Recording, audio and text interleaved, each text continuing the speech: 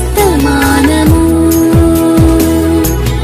వినుమా ప్రియ నేస్తమా, విని నీవు ప్రభుని విశ్వసించుమా. వినుమా ప్రియ నేస్తమా, విని నీవు ప్రభుని విశ్వసించుమా. Praise the lord. దేవునికి స్తోత్రం. మన ప్రభువును రక్షకుడునైన యేసుక్రీస్తు అతి శ్రేష్టమైన నామములో మీ అందరికీ శుభాలు వందనాలు తెలియచేయుచున్నాను. కీర్తనల గ్రంథం 52వ కీర్తన 8వ వచనం. నేనైతే దేవుని మందిరములో పచ్చని ఒలీవ చెట్టు వలె ఉన్నాను. ప్రభునందు ప్రియ దేవుని యొక్క బిడ్డలారా, ఈరోజు చదవబడిన లేఖన భాగంలో భక్తుడు ప్రధాన గాయకుడైన దావీదు గారు దేవుని మందిరములో తాను ఎలా ఉన్నాడో చెప్తున్నాడు. నేనైతే నా దేవుని మందిరములో ఒక ఒలీవ చెట్టు వలె నేను ఉన్నాను. నిజమే, ఈ పునరుత్థాన దినమందు మనం కూడా దేవుని యొక్క సన్నిధిలోనికి వెళుతూ ఉన్నాం. దేవుని సన్నిధిలో మనం ఎలా ఉండాలో ఇక్కడ ఒక అద్భుతమైన మాట రాయబడి ఉంది. ఒలీవ చెట్టు ఎలా ఉందో నేను అలా ఉన్నాను. ఇంతకీ ఒలీవ చెట్టు ఎలా ఉంది? ఒలీవ చెట్టుకున్న లక్షణం ఏమిటి అని అడిగితే, ఆ చెట్టు బాధ్యత కలిగిన చెట్టు. ఆ చెట్టును దేవుడు ఎందుకొరకు చేశాడో తన యొక్క పనిని గుర్తించినటువంటి చెట్టు. ఒక రోజు నాడు చెట్లన్నీ కూడా ఒలీవ చెట్టు దగ్గరకు వచ్చాయి. ఒలీవ చెట్ట, నీవు మా మీద రాజుగా ఉండు, మా మీద పరిపాలన చేయి అని అడిగాయి.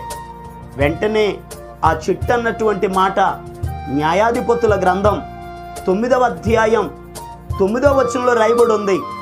ఒలీవ చెట్టు దేవునిని మానవులను నరులు దేని చేత సన్మానించుదురో ఆ నా తైలము నీయక మాని చెట్ల మీద రాజునయ్యుండి ఇటు అటు ఊగుటకు నేను వచ్చేదనా. ఎంత అద్భుతమైన మాట ఇది! ఆ చెట్టు చెప్తుంది, దేవుడు నన్ను ఎందుకు చేశాడు? తైలము నీయడానికి చేశాడు. నా బాధ్యత, నా పని నాకు తెలుసు, ఆ పనిని నేను నెరవేర్చాలి అని అంది. నిజమే, దేవుడు మనలను ఎందుకు కలుగు చేశాడో మనం తెలుసుకోవాలి, మనం గుర్తించాలి. వాక్యంలో రాయబడి ఉంది, ఆయన నామమును స్తుతించుట కొరకు, ఆయనను మహిమపరుచుటకు దేవుడు మనలను సృజించాడు. మనం కూడా బాధ్యత కలిగి దేవుని యొక్క మందిరానికి వెళ్ళి ఆయన స్తుతించేవారిగా, ఆరాధించేవారిగా, మహిమపరిచేవారిగా మనం ఉన్నప్పుడు దేవుడు మనలను ఆశీర్వదిస్తాడు. ఒలీవ చెట్టు ఎలాగైతే తన బాధ్యతను ఎరిగి ప్రవర్తించిందో, భక్తుడైన దావీదు గారు కూడా అంటున్నాడు, నేనైతే నా దేవుని మందిరములో ఒక ఒలీవ చెట్టులాగా ఉన్నాను. ఒలీవ చెట్టులాగా నా బాధ్యత, నా పని నాకు తెలుసు. నిజమే, ఈరోజు మనం కూడా దేవుడు మనలను సృజించింది ఆయన ఆరాధించడానికి. దేవుని సన్నిధికి వెళదాం, ఆయన ఆరాధన చేద్దాం. అలా ఆరాధన చేస్తే ఒలీవ చెట్టును ఆశీర్వదించిన దేవుడు, ఒలీవ చెట్టును ఏ రీతిగా అయితే దేవుడు అభివృద్ధి చేశాడో మనలను, మన బిడలను అలా అభివృద్ధి చేస్తాడు. 128వ కీర్తనలో రాయబడి ఉంది, ఆయన చేత ఆశీర్వదించబడిన వారి పిల్లలను గూర్చి వాక్యంలో రాయబడి ఉంది, నీ పిల్లలు నీ భోజనపు బల్ల చుట్టూ ఒలీవ మొక్కల వలె ఎదిగెదరు. మన బిడ్డలు ఎదగాలి, అభివృద్ధి చెందాలి, ఆశీర్వదించబడాలి అని అంటే మనం కూడా దేవుని సన్నిధికి వెళదాం, ఆరాధన చేద్దాం, ఆయన ఇచ్చే ఆశీర్వాదాలు పొందుకుందాం. దేవుడు ఈ మాటలను మన వినికిడిలో ఆశీర్వదించును గాక. ప్రార్థన చేసుకుందాం. ప్రేమ కలిగిన మా పరమ తండ్రి, అయ్యా నీ బిడ్డలు వారి జీవితంలో ఎన్ని సమస్యలు, ఇబ్బందులు వచ్చినా ఈ పునరుత్థాన దినమందు అయ్యా నీ పాదాల దగ్గరికి వచ్చి వారి బాధ్యతను గుర్తెరిగి నిన్ను స్తుతించేవారిగా, ప్రార్థించేవారిగా, కృతజ్ఞతార్పణలు చెల్లించుచు నీ గుమ్మములలో ప్రవేశించేవారిగా అయ్యా నీ బిడ్డలను మీరు ఆశీర్వదించండి అయ్యా.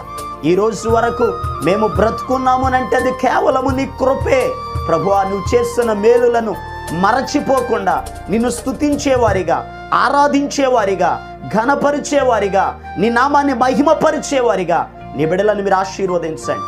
మరి ముఖ్యంగా ఆయా కుటుంబాలకు క్షేమమును మీరు దయచేయండి, భద్రతను అనుగ్రహించండి. నీ బిడ్డలు చేస్తున్న ప్రతి పనిలో మీరు తోడై ఉండండి అయా. ప్రత్యేకమైనటువంటి రీతిలో వీరి కుటుంబాలకు క్షేమము కలుగునుగాక ఆజ్ఞాపిస్తున్నాను.